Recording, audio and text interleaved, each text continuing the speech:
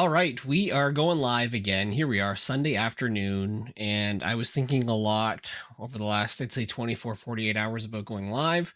And I thought, why don't I do it? And we'll use StreamYard this time. The other day, I had gone live and I just did it strictly through Facebook. This time around, it's all just going to be through, what do I got here? Facebook, LinkedIn, YouTube.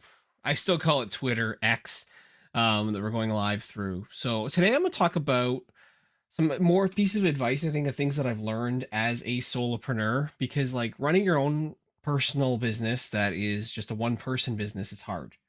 It's rewarding too. It's exciting at the same time, but it can be downright scary. So I think today I want to give some valuable tips and maybe tricks a little bit that are going to help some people maybe master and understand this world of solopreneurship. I'm going to give it from a little bit of my angle and my style of things that I've learned, because I've learned a lot over the last year of trying to build multiple one person businesses. And when I talk about multiple one person businesses, so things that I've done over the last year, like I've done coaching, I've done consulting, I've done for you hiring. Of course, my favorite is really video batch creation, the social media management side of things that I love to do. To me, that's the most fun. And I say it's the most fun because it's the one I primarily focus on actually the most. And I think that's my first piece of advice. I think it's crucial that when you are trying to build a business as a solopreneur, you define your niche and you ultimately find your expertise and focus on delivering that unique value to your target audience. The thing that I love to do was create content, and I've been doing it on the side through different avenues and things that I've been working on over the course of the last year. And I realized that I love to batch create. So why don't I find a way to monetize batch creating content? And that's ultimately what I've done. And I think that when you focus on the thing that you absolutely love to do and you monetize it, then you can maybe separate yourself from the competition because you're now more of an expert at what you do, which I think is really important. I think the next thing I want to share today is the importance of creating that solid brand identity, like making sure that your brand message aligns with your values and it resonates with your target market. Because like earlier today, I was editing a video. I was editing a video from my podcast, The Chris Hanna Show, that I just released this past week. I had dropped 15 new episodes and I had done 15 episodes binge Netflix style, dropping all at once. And during this one episode that I was kind of doing editing the video on, I was talking about how, like, because I swear that sometimes that can hurt. I think that that can repel customers and it takes business away from me, which I said in the video and I said in the podcast, I'm okay with, because I know my personal brand and my style and how I communicate, and maybe a bit more of my confidence or aggressiveness isn't for everyone. So I think that everyone needs to figure out what is their brand identity and how do they want to communicate. And you know what? You're going to either attract or repel people with your content no matter what you do. And so, I think it's important to be yourself. And I advocate that I want to be myself, especially through content. So, it might not be the level that you want, or the level that somebody wants for you, I guess I should say, in terms of being professionalism. Maybe because, again, you swear, I swear, and that maybe turns people off. You got to find ultimately what works for you. Another thing I think that's important is to remember is that, like, as a solopreneur, you're going to be wearing a ton of different hats, and time management is vital. It's key. Like, you got to set those clear goals, prioritize those tasks, establish a routine that really maximizes your productivity. But you got to take breaks, and you have to make sure you recharge yourself, or you are going to burn out. I will admit that this past week, I definitely burnt out. I felt like I was not giving it my all in certain moments. I was struggling. I was maybe operating at 50 to 60% effectiveness because I was exhausted. I was exhausted from, personal reasons more than anything else, but I think it took a toll and it was hard for me to get back into the swing of things. And that sometimes you need to maybe take some time before you really fully jump in, because if not, it can get more difficult and you don't want that. Like, I think I should have probably spaced out some of the stuff that I tried to pack into this past week as well, because making up for lost time with, challenges that happened in obviously my personal world. So you got to take care of yourself. I think self-care is critical, and managing your time is important, or you will burn out and you'll start to feel like crap. And I certainly felt like crap. I think that I talk a lot about in general, just with a lot of my content, is the importance of content.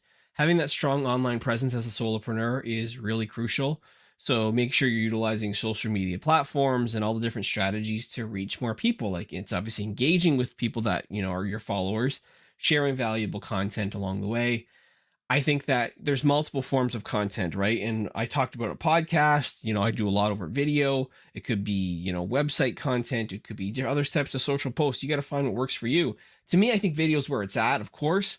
I think that's where you can better convey a message, which is where I think you can better, share, yourself and your true authentic self. That's why I decided to go live here this afternoon, just again to share, because I had some ideas, jotted down that I thought I wanted to talk about. I'm often asked though, when I like people see that I pump out a lot of content, and like I edited 40 videos for myself today, so I have even more content that's coming. But people always ask me like, why do you put out so much content? And why do I share so much as well? Because I do share a lot of what I know. My answer is pretty simple. Like, I believe in the power of being omnipresent when it comes to content creation. That means being seen everywhere. So I'm not just on obviously Facebook and Instagram or LinkedIn. I'm not just on one single platform. I'm on multiple platforms for a reason, because not everyone uses it. Like I did not use Facebook from 2007 until 2023. Like, I did not use it. So I went a long time without using Facebook. So if someone was only marketing on Facebook, I never would have seen it. So again, there's lots of people who are like that as well, right? Where you have to figure out where is your audience, and therefore being everywhere or being on as many channels as possible gets you more exposure, gets you more seen. The other thing that's important, I really truly believe with content, is to give back. Look, I've got a lot of knowledge and stuff that I've learned, and as does everybody. So why not make it as accessible as possible for people? Like, yeah, people always say like, oh, Chris, why don't you go like a course route and you can like, charge for it? But that doesn't appeal for me. Like, I'm not really interested in going the, educational product way. I'd rather focus on, charging more for my expertise and the creativity of what I do with video than, maybe a course around it. I don't want to peddle an educational product either. To me, like, especially with AI, it's like, so education should be more accessible than anything else. And I think it is in a lot of ways. So doing a course is just, to me, it's too low ticket. It's more focused more on quantity than quality in a lot of ways as well. Because I've bought in a lot of courses over the years and I've not been happy with the experience that I've had too. So I'd rather focus on the high quality game and high quality work when it comes to working with just a select few people, as opposed to just being large numbers and in mass. Other thing I think I've learned that has been really critical and important has been around networking. I think it's so important as a solopreneur, and I need to get better at it. I'll admit this. Attending different industry events or conferences, even just networking events in general are really critical. But like, when you connect with like-minded people, it is so important. And I think if you can collaborate and you can learn from others, then obviously that opens up new opportunities for you, and that can give you an opportunity you can connect, learn, and share together, and maybe grow together at the same time. Like, one thing that I've been thinking a lot about lately is the idea of putting on my own event, and how I believe that there's a lot of people who are going through similar experiences as solopreneurs or small business owners or even leaders in small companies that are looking for help. But, if they go to a networking event, all they do is, get someone thrusting a handshake on them and a business card and trying to sell at them versus actually trying to help them. And so creating more of an experience around being a community of helping one another, I think could be really beneficial. So I'm considering, trying to create something in terms of an event around this that I think just could help. No selling to each other, no boring business card swap, just providing value and actually trying to strengthen our business.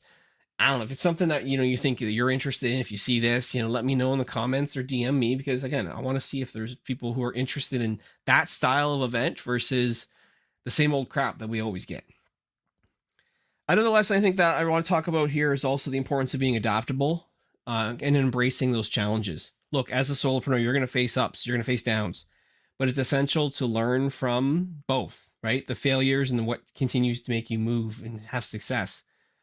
Like, that growth mindset is so critical, especially as you're trying to build new skills, new knowledge to stay ahead. My journey as a solopreneur has had its ups and it's had its downs. I definitely, when I first kicked off things, I went through a stretch where I was not making any money at all. I had no income coming in for months after leaving my full-time job. And then once it clicked, I started seeing some money coming through, which was great. And then I started setting some phenomenal, I think what I call monthly income records, only to see then followed up by some inconsistency. You kind of, rest on your laurels a little bit and things don't work out. And then it becomes this feast or famine sometimes, which is something now I've come to realize is part of the game. I don't want it to be. I want to create predictable, consistent, income. but it is challenging. And so there's going to be curveballs that are thrown at you. But to me, being a solopreneur beats the shit out of being stuck in a 9 to 5, working for a boss, working for a company who will let you go or treat you like crap. Being my own boss, accountable for my own actions, is probably and still is one of the best things that I've ever done. And I highly recommend anyone who sees this video or has ever considered the idea of like, hey, I think I could turn this into a business, go for it. Try it. At least, I'd rather, have tried and failed than live a life of regret of never having done it. That's, I think, the mentality that I always took. So I think in conclusion here, because I've just been rambling on now for 10 plus minutes, is that as a solopreneur, there's a lot of lessons that I've learned, and some of them are game changers. Some of them took me a while to figure out. Some of them I'm still learning these lessons. So whether it's finding your niche, whether it's establishing a strong brand, whether it's managing your time more effectively, finding ways not to burn out, or building that online presence, staying adaptable, solopreneurship isn't for everyone. But if it is for you, embrace it. Go all in, right? Create content, like I said, especially videos, and have fun with it, because I think that can make a world of difference for you. And ultimately, at the end of the day, thanks for watching this video. If you do watch it, if you found this information valuable, make sure you're subscribing to my YouTube channels for more insightful content, or give me a follow if we're not connected and you're seeing us on a social platform. Regardless, until next time, here's 3 words that are so important to me and that mean the difference, I think, for if you're going to be successful in anything you do. Go all in.